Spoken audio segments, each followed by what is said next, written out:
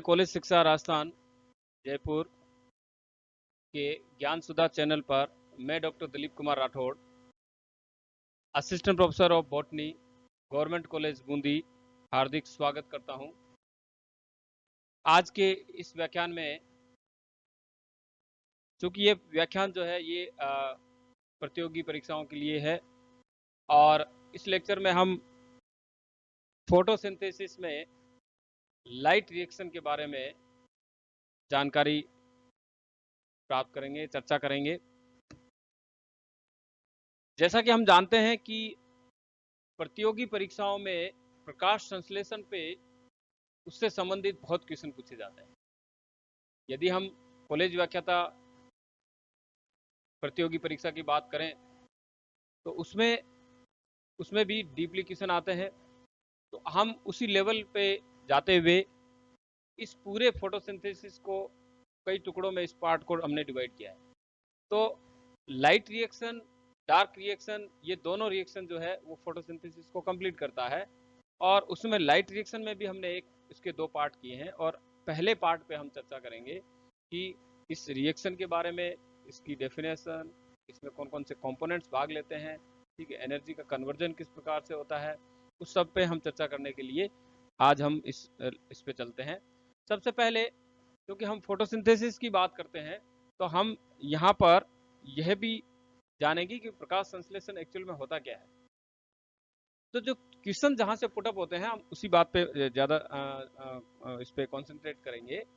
तो जनरली यदि हम डिफाइन करें कि प्लांट्स यूज सनलाइट, क्योंकि प्रकाश संश्लेषण की परिभाषा को सामान्य तौर पर यदि पूछा जाए तो सभी यही कहते हैं कि हरे पौधों के द्वारा प्रकाश की उपस्थिति में, पर्णहरित प्रकाश की उपस्थिति में कार्बन डाइऑक्साइड और जल मिलकर के भोजन का निर्माण करते हैं। ये एक सामान्य सी परिभाषा हो गई। लेकिन यदि हम विज्ञान के स्टूडेंट हैं और हम इसको डीपली यदि समझना चाहें कि हम इसको कैसे डिफाइन कर सकते हैं, कौन कौन से कंपोनेंट किस फॉर्म में ये काम करते हैं, तो इसमें सनलाइट जो है, जिसका अल्टीमेट सोर्स जो है वो सन है, कार्बन डाइऑक्साइड इसका कंपोनेंट है, वाटर इसका कंपोनेंट है, और जो प्रोडक्ट बनता है वो इसमें कार्बोहाइड्रेट के रूप में बनता है और बाई प्रोडक्ट के रूप में इसमें ऑक्सीजन जो है वो इवॉल्व होती है। तो क्वेश्चन जो पूछते हैं, कई बार आते हैं इसमें कि प्रकाश संश्लेषण के दौरान कौन सी गैस उत्पन्न होती है। सिंपल सा क्वेश्चन है, ऑक्सीजन होती है, ठीक है। तो कई बार हम कंफ्यूज भी हो जाते हैं। जैसे पूछ लिया कि हरे पादपों द्वारा श्वसन में कौन सी गैस उत्पादित प्रोड्यूस होती है, हरे पादपों द्वारा श्वसन क्रिया में कौन सी गैस जो है प्रोड्यूस होती है। तो जनरली हम उसको क्या है कि फिर हरे पादप वर्ड सुनते ही हमारा दिमाग जो है वो केवल फोटोसिंथेसिस पे आकर के अटक जाता है। लेकिन क्वेश्चन में श्वसन पूछा गया है, रेस्पिरेशन पूछा गया है। तो श्वसन चाहे प्लांट्स में हो, चाहे किसी भी एनिमल्स में हो, वो यदि ऑक्सीजन इसमें ग्रहण करते हैं तो ऑक्सीजन के द्वारा वो निकालने का काम जो है वो कार्बन डाइऑक्साइड गैस होती है। तो वहाँ कार्बन डाइऑक्साइड उत्पादित होती है।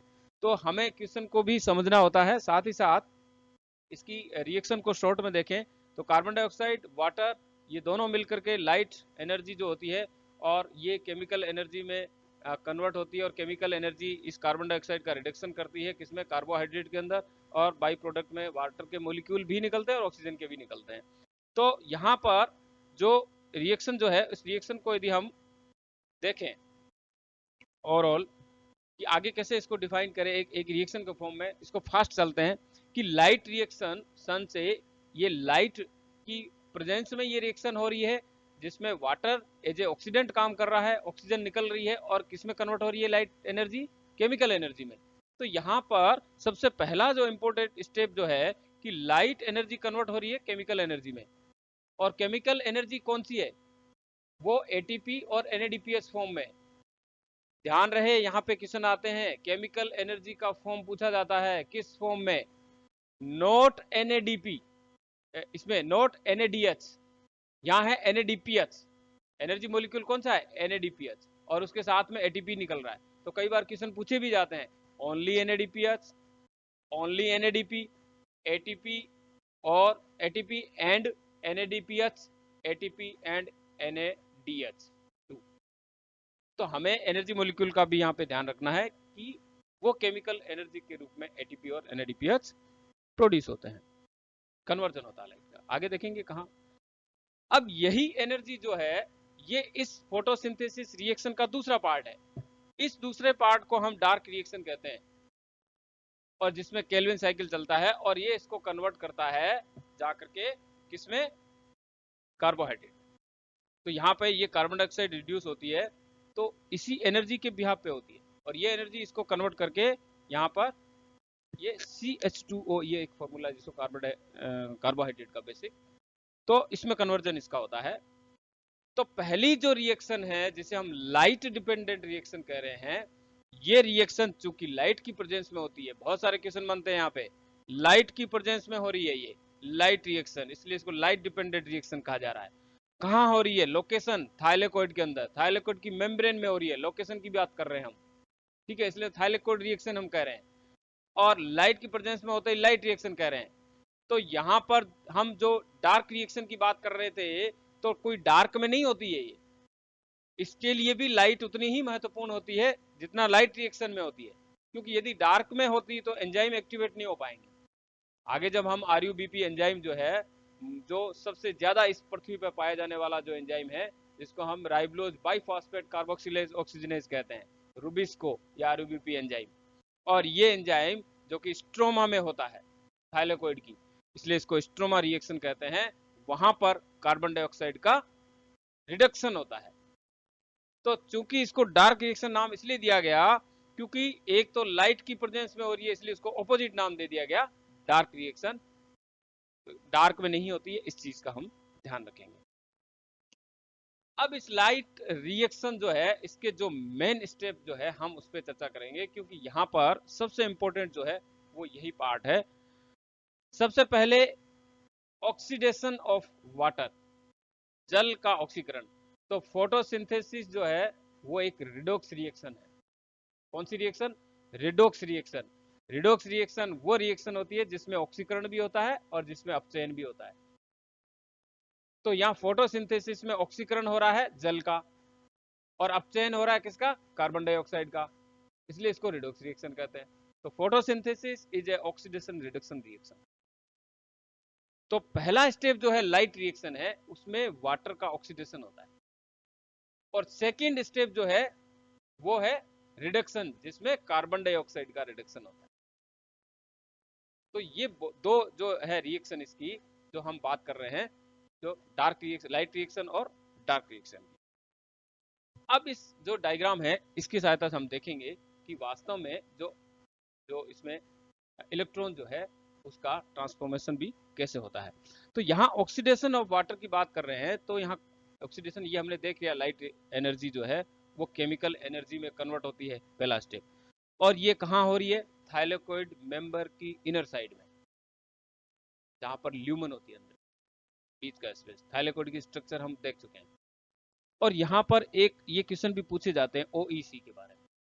OEC ऑक्सीजन इवोल्विंग कॉम्प्लेक्स, ये कॉम्प्लेक्स जो होता है ये फोटो सिस्टम सेकंड पे, यहाँ पे ये देखिए आप, फोटो सिस्टम सेकंड पे ये मेम्ब्रेन जो है ये है थाइलेकोइड की मेम्ब्रेन, जिसकी हम यहाँ बात कर रहे थे, थाइलेकोइड की मेम्ब्रेन है ये।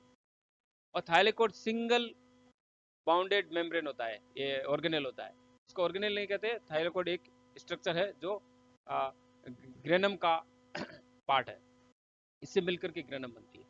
तो थाइलेकोइड की एक मेम्ब्रेन, एकक झिल्ली युक्त जो है स्ट्रक्चर, जिसके बाहर की तरफ यहाँ जो है ये है स्ट्रोमा, बाहर की तरफ, और अंदर की तरफ जो है बाउंडेड ये है इसकी ल्यूमन थाइलेकोइड की। सॉरी। तो थाइलेकोइड की ल्यूमन, तो मेम्ब्रेन की अंदर की तरफ यहां से जब लाइट आती है तो वाटर के मॉलिक्यूल टूटते हैं, और ये मॉलिक्यूल ऑक्सीजन यहां से निकलती है वाटर से। आगे हम बात करेंगे कि ऑक्सीजन की उत्पत्ति किससे हुई है, जल से होती है, इसके बारे में भी किसने बताया, इसका भी हमें कई बार क्वेश्चन पूछे जाते हैं, रूबेन एंड कामेन। हिल रिएक्शन में ऑक्सीजन निकलती जरूर है, लेकिन ये कंफर्म नहीं हुआ कि वो कार्बन डाइऑक्साइड से है या जल से। तो रूबेन एंड कामेन ने इसको कंफर्म किया था। तो ऑक्सीजन निकल रही है, प्रोटॉन भी निकल रहे हैं, तो यहाँ पर इलेक्ट्रॉन जो स्टोर होते हैं वो एक इस यहाँ स्ट्रक्चर है उसमें निकलते हैं। इसको मैं यहाँ पे अगेन हाईलाइट करता हूँ। ये स्ट्रक्चर जिसे ऑक्सीजन इवोल्विंग कॉम्प्लेक्स कहते हैं। ये यहाँ पर ऑक्सीजन इवोल्व होती है। तो इस पर क्वेश्चन पूछे जाते हैं। इस कॉम्प्लेक्स में चूंकि वाटर के 2 मॉलिक्यूल टूटते हैं तो 4 प्रोटॉन निकलते हैं और 4 इलेक्ट्रॉन निकलते हैं। तो 4 इलेक्ट्रॉन को मैनेज करने के लिए यहाँ पर मैंगनीज के, ये क्वेश्चन कई प्रतियोगी परीक्षाओं में पूछा गया है, Mn+ इसके 4 एटम्स होते हैं। तो ये मैंगनीज जो है इसको न्यूट्रलाइज करने के लिए क्लोराइड होते हैं। तो मैंगनीज पे क्वेश्चन आते हैं, ऑक्सीजन इवोल्विंग पे क्वेश्चन पूछे जाते हैं। तो इनको ये इलेक्ट्रॉन जो है 4 इसको मेंटेन करते हैं और ये आगे जो इलेक्ट्रॉन ट्रांसपोर्ट चेन जो है उसमें एक एक इलेक्ट्रॉन जो है वो आगे की तरफ मूव करता रहता है। ये बहुत ही सेकंड के कई भागों में ये बहुत ही फास्ट प्रोसेस होती है। तो यहाँ पर पहली जो रिएक्शन है इसकी ऑक्सीडेशन की, और ये रिएक्शन फोटो सिस्टम सेकंड पे होती है। तो क्वेश्चन पूछे जाते हैं, इसमें हमें एक एक स्टेप का ध्यान रखना है।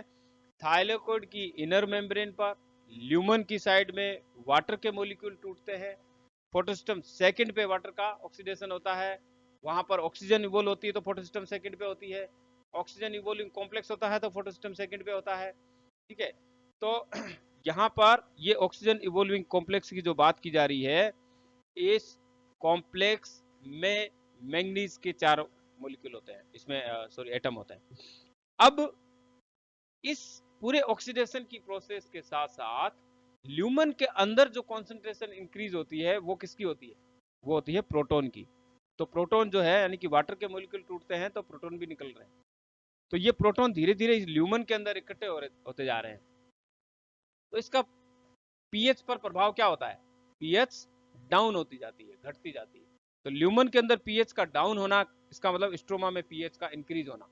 जब इधर डाउन होगी तो ऑब्वियसली बाहर की तरफ क्या होगा? पीएच बढ़ जाएगी, अल्केलाइन हो जाएगी। और ये जो पीएच बढ़ती है, यही पीएच कार्बन डाइऑक्साइड को रिड्यूस करने वाले एंजाइम राइबोलोज, बाइफॉस्फेट, कार्बोक्सिलेज, ऑक्सीजनेज को एक्टिव करने में काम आता है। क्योंकि पीएच के बढ़ते ही वहां पर मैग्नीशियम आयन जो है वो कार्बन डाइऑक्साइड अटैच होती है, देन मैग्नीशियम आयन जो है वो अटैच होता है। ये आगे हम देखेंगे इस एंजाइम की जब चर्चा करेंगे तो उसका ड्यूल नेचर होता है और कैसे वो एक्टिवेट होता है। तो यहाँ लाइट का इनडायरेक्ट रोल होता है इस रुबिस्को एंजाइम को एक्टिवेट करने में। इसलिए हम ये नहीं कह सकते कि कार्बन डाइऑक्साइड का अपचयन डार्क रिएक्शन अर्थात अंधेरे में होता है, बिल्कुल नहीं, बिना लाइट के वो नहीं हो सकता।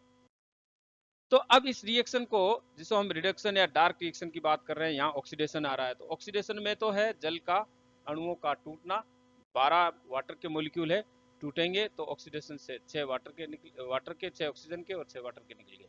ठीक है, तो ये जो है लाइट की प्रेजेंस में हो रहा है, क्लोरोफिल मॉलिक्यूल जो है वो उसको एब्जॉर्ब करते हैं, जिसकी चर्चा जो है पिछले लेक्चर में हम कर चुके हैं। और कार्बन डाइऑक्साइड जो है वो रिड्यूस होकर के यहाँ पर कार्बोहाइड्रेट बनाती है, जिसे हम रिडक्शन रिएक्शन या डार्क रिएक्शन के नाम से जानते हैं। अब इस लाइट रिएक्शन के अलग अलग पार्ट देखते हैं हम। सबसे पहले हिल रिएक्शन की चर्चा करेंगे। रेड ड्रॉप इफेक्ट क्या होता है? एमर्सन एनहांसमेंट इफेक्ट किसे कहते हैं? Photo system first and second पर चर्चा करेंगे, इसको कैसे पहचाना गया। जो एसिमिलेटरी पावर है, जो एनर्जी मॉलिक्यूल एटीपी और NADPH, ये दोनों मॉलिक्यूल जो है ये कैसे जनरेट होते हैं केमिकल एनर्जी के रूप में।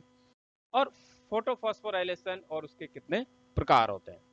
बात कर रहे हैं लाइट रिएक्शन पे, थोड़ा सा फास्ट चलते हैं, क्वेश्चन कई बार पूछा जाता है लाइट रिएक्शन पे। तो आर्नन और उसके सहयोगी ने 1958 में इस पे एक्सपेरिमेंट किया। एक आइसोलेटेड क्लोरोप्लास्ट को इन विट्रो कंडीशन में इसमें वाटर का ऑक्सीडेशन को इन्होंने डेमोन्स्ट्रेट किया था, और जिसमें कार्बन डाइऑक्साइड टोटली एब्सेंट थी। तो कहने का मतलब ये है कि फोटोसिंथेसिस की 2 रिएक्शन है, लाइट और डार्क। लाइट रिएक्शन को इन्होंने डेमोन्स्ट्रेट किया था इन विट्रो कंडीशन। तो वहां पे इन्होंने ये बताया था कि लाइट की प्रेजेंस में क्लोरोप्लास्ट जो होते हैं, क्योंकि इन विट्रो कंडीशन में इन्होंने वही सेम कंडीशन जो है, वही पीएच जो है वो आइसोलेटेड क्लोरोप्लास्ट में वो में रख करके और लाइट एनर्जी को कन्वर्ट कराया था इस केमिकल एनर्जी में। ठीक है, और वहां पर ये ऑक्सीजन जो है वो भी प्रोड्यूस हुई। लेकिन ये कंफर्म नहीं था, क्योंकि यहाँ पर केवल लाइट रिएक्शन के पार्ट को ही डेमोन्स्ट्रेट किया गया था जिसमें वाटर इन्वॉल्व था। तो ये तो था कि वाटर से ऑक्सीजन निकल रही है, लेकिन ये तय नहीं था कि कार्बन डाइऑक्साइड से भी हो सकता है कि ऑक्सीजन प्रोड्यूस हो जाए। उसको जो है डेमोन्स्ट्रेट किया था रूबेन एंड कामेन ने। अब हम बात कर रहे हैं रेड ड्रॉप इफेक्ट या एनहांसमेंट इफेक्ट का। ठीक है, जैसा कि हमने पिछले जो लेक्चर है उसमें हमने देखा था पिगमेंट्स वाले में कि फोटोसिंथेसिस में सबसे जो इफेक्टिव लाइट जो है, जो एब्जॉर्प्शन स्पेक्ट्रा में एक्शन स्पेक्ट्रा जो है उसमें हाईएस्ट पीक आता है, वो ब्लू एंड रेड लाइट का आता है। तो रेड एरिया जो है उससे अबो की यदि वेवलेंथ जो है वो जाने पर टोटल जो क्वांटम जो प्रोडक्ट है वो डाउन हो जाता है। तो वहां पर क्वांटम रेट का डाउन होना, वो इफेक्ट जो होता है वो कौन सी रेंज से, वेवलेंथ से बाहर होता है। तो रेड ड्रॉप इफेक्ट में क्या होता है कि 680 नैनोमीटर से ऊपर की तरंग दैर्ध्य जो है 680 नैनोमीटर से ऊपर की तरंग दैर्ध्य जो आगे जाकर के रेड रीजन से ऊपर, रेट ऑफ फोटोसिंथेसिस, प्रकाश संश्लेषण की दर जो है उसका अचानक से घट जाना, ये ड्रॉप हो जाना, ये रेड ड्रॉप इफेक्ट है। तो सीधी सी एक लाइन में 680 नैनोमीटर से अबो की तरंग दैर्ध्य पर प्रकाश संश्लेषण की दर का अचानक से गिर जाना, उसको रेड ड्रॉप इफेक्ट कहते हैं। क्योंकि यह रेंज जो है वेवलेंथ की, ये रेड रीजन में है, इसलिए इसको रेड ड्रॉप इफेक्ट कहते हैं। अब हम बात कर रहे हैं एमर्सन एनहांसमेंट इफेक्ट की। इसको इस डायग्राम से समझ सकते हैं। सॉरी, एमर्सन एनहांसमेंट, एनहांसमेंट यानी कि बढ़ोतरी। इस ग्राफ को यदि हम देखें तो एक तरफ वाई एक्सिस पे रेट ऑफ फोटोसिंथेसिस है, प्रकाश संश्लेषण की दर, और एक्स एक्सिस पे वेवलेंथ है। एक वेवलेंथ 680 या रेड रीजन में है, दूसरा 70 जो 700 जो है वो नैनोमीटर वेवलेंथ है, फार रेड एरिया में है, और तीसरा जो है जिसमें रेड और फार रेड की दोनों वेवलेंथ।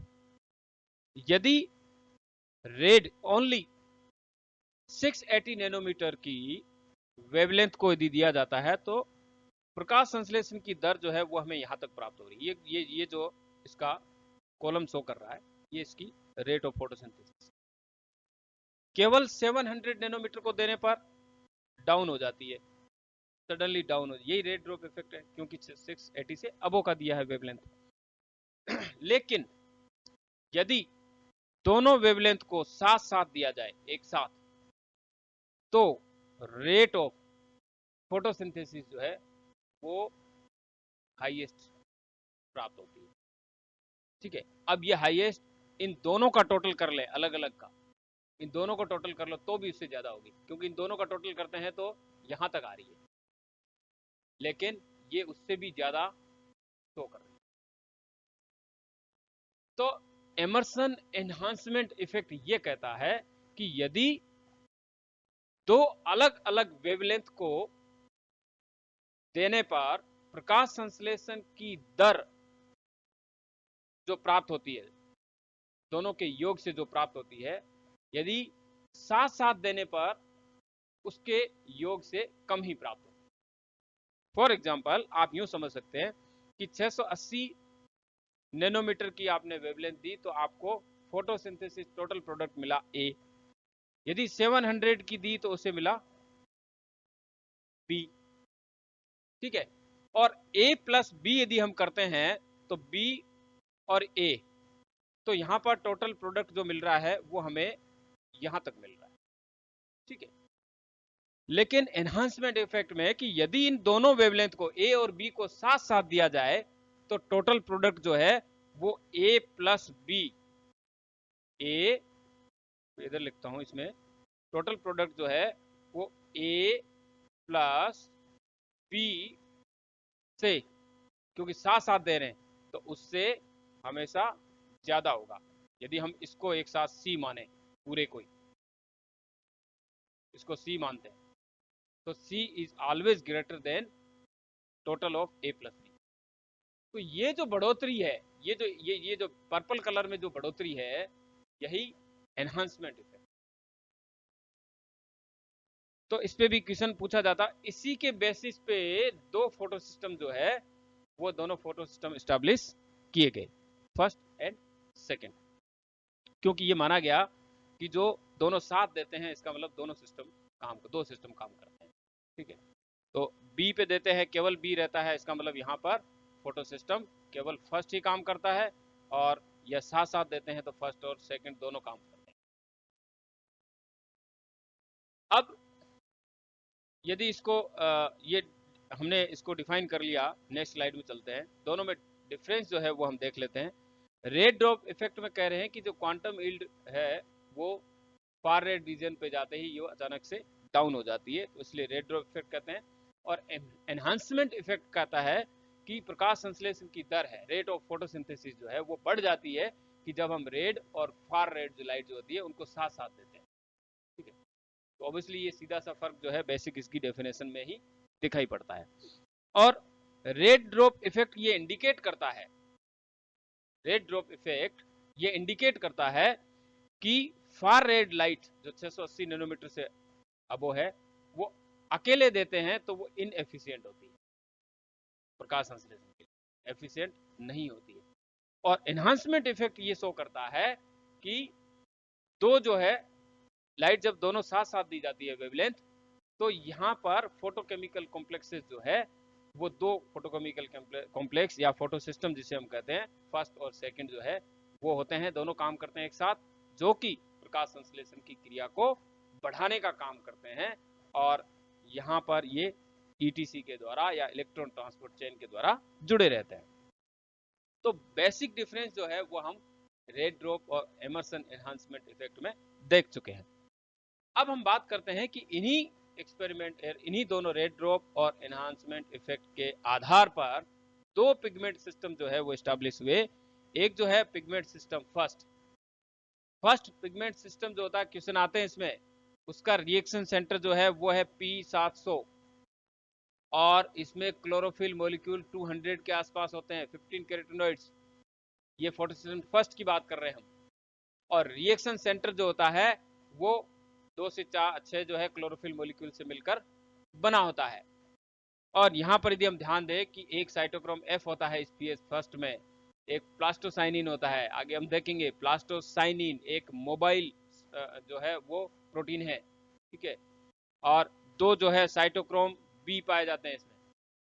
तो यहाँ पर फेरोडोक्सिन रिड्यूसिंग एफआरएस सब्सटेंस भी इसमें उपस्थित होता है। ये जो है जो करेक्टर हैं फोटो सिस्टम के, ये हमें ध्यान में होने चाहिए, क्योंकि जब ऑप्शन आते हैं तो उसमें लिख देते हैं कि इनमें से कौन सा फोटो सिस्टम फर्स्ट का भाग नहीं है। तो उस समय हमें ध्यान होना चाहिए कि फर्स्ट की जो कंपोजिशन कंपोनेंट्स होते हैं फोटो सिस्टम फर्स्ट के वो क्या क्या होते हैं। एक साइटोक्रोम F है, 1 प्लास्टोसाइनिन है, 2 साइटोक्रोम B है, FRS है, इसमें क्लोरोफिल A पाया जाता है, आयरन पाया जाता है, कॉपर पाया जाता है। ध्यान रहे कौन से आयन होते हैं।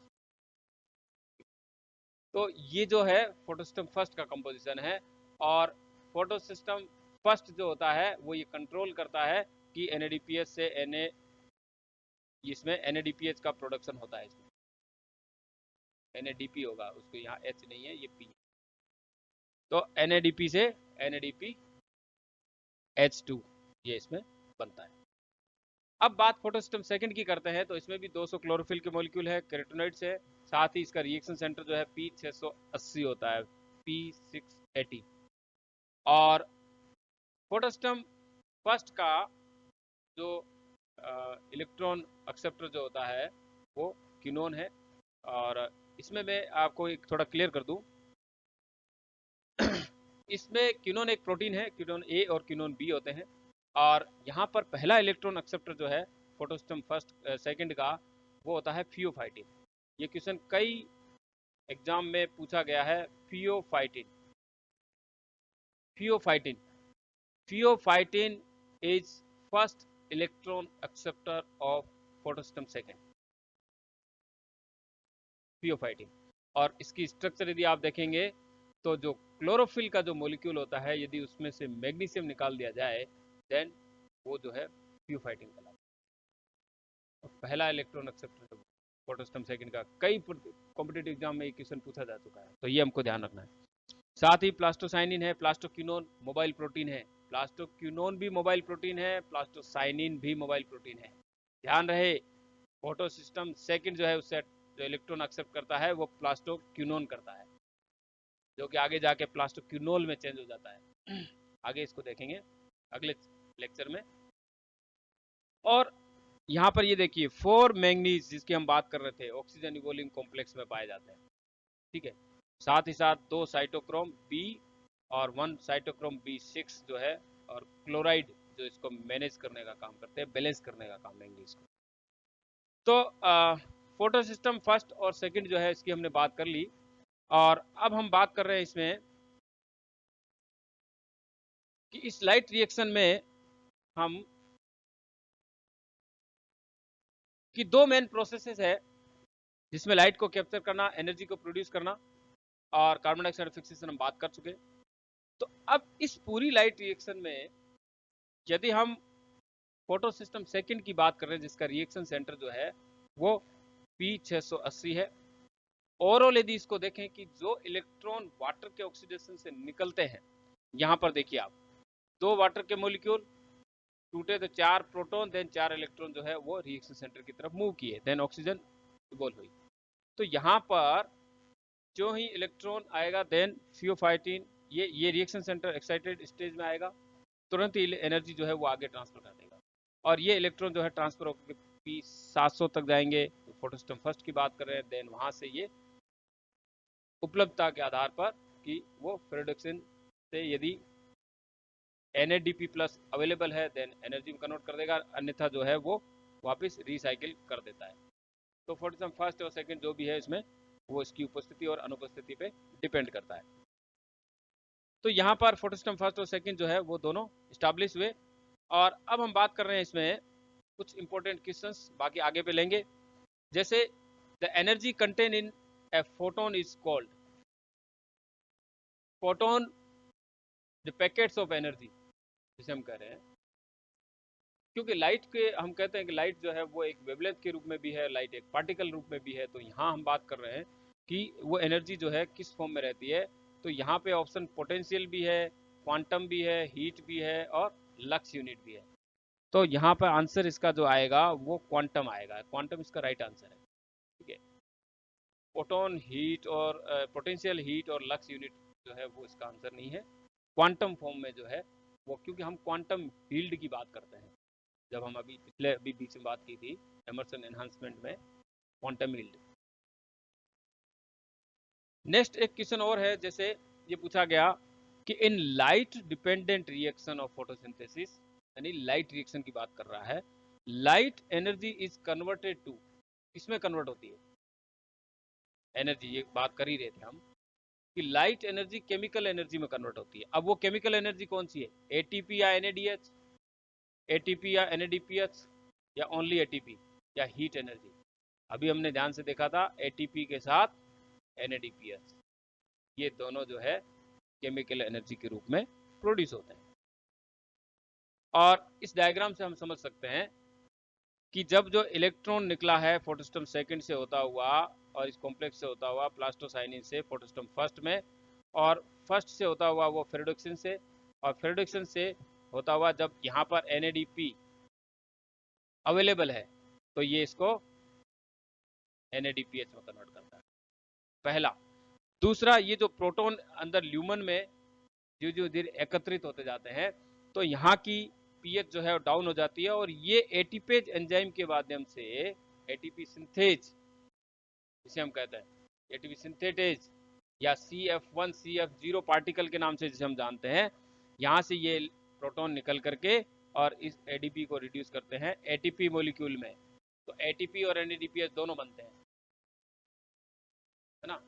तो एटीपी और NADPH जो है ये दोनों बनते हैं, और ये तभी बनेंगे जब ये इलेक्ट्रॉन जो है वापस रिसाइकिल नहीं होगा। ध्यान रहे, यहाँ से निकला हुआ इलेक्ट्रॉन जो है वो वापस किसी में नहीं आएगा, सीधा यहाँ जा करके रिड्यूस हो जाएगा।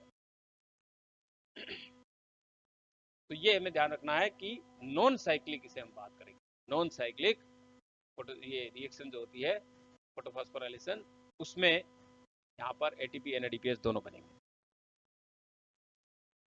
नेक्स्ट क्वेश्चन जैसे है कि which is the site of light reaction of photosynthesis. प्रकाश संश्लेषण की प्रकाशिक अभिक्रिया जो है उसका स्थल कौन सा है? Chloroplast, mitochondria, stroma, thylakoid membrane. बात लाइट रिएक्शन की हो रही है, तो लाइट रिएक्शन यानी कि वाटर का ऑक्सीडेशन कहाँ हो रहा है? थाइलेकोइड मेम्ब्रेन की इनर साइड। तो यहाँ पर आंसर जो है थाइलेकोइड मेम्ब्रेन आएगा। एक क्वेश्चन और, जैसे light reaction does not produce, क्या प्रोड्यूस नहीं करता है? NADPH बिल्कुल करता है, ATP बिल्कुल करता है, यहाँ ग्लूकोज एंड यहाँ पर प्रोटॉन, तो प्रोटॉन भी प्रोड्यूस करता है लाइट रिएक्शन में। वाटर टूटता है तो प्रोटॉन इलेक्ट्रॉन दोनों निकलते हैं, तो ग्लूकोज जो है वो लाइट रिएक्शन में नहीं होता। तो राइट आंसर क्या होगा? राइट आंसर इसका ग्लूकोज होगा। ठीक है। ऐसे ही कोई क्वेश्चन इसमें नेक्स्ट है कि which of the pigment molecule usually acts as a reaction centre. कौन सा मॉलिक्यूल रिएक्शन सेंटर के रूप में काम करता है? तो हमने पहले अपने बात की थी कि रिएक्शन सेंटर P700 और P680 दो हम की बात कर रहे थे, और इन्हीं रिएक्शन सेंटर के में इनके जो रिएक्शन सेंटर बनते हैं ये 2 से 6 जो है क्लोरोफिल के मॉलिक्यूल, क्लोरोफिल ए के मॉलिक्यूल जो है वो मिलकर के बनाते हैं। तो यहाँ राइट आंसर जो है क्लोरोफिल ए आएगा। ठीक है, बाकी नहीं आएगा। दूसरे ऑप्शन भी आप देख लीजिए, बोथ ए और बी, कैरोटीनॉइड बी, ये नहीं, पहला राइट ऑप्शन। ऐसे ही अगला क्वेश्चन यदि देखें कि which of the following statement are correct regarding the location of photo system.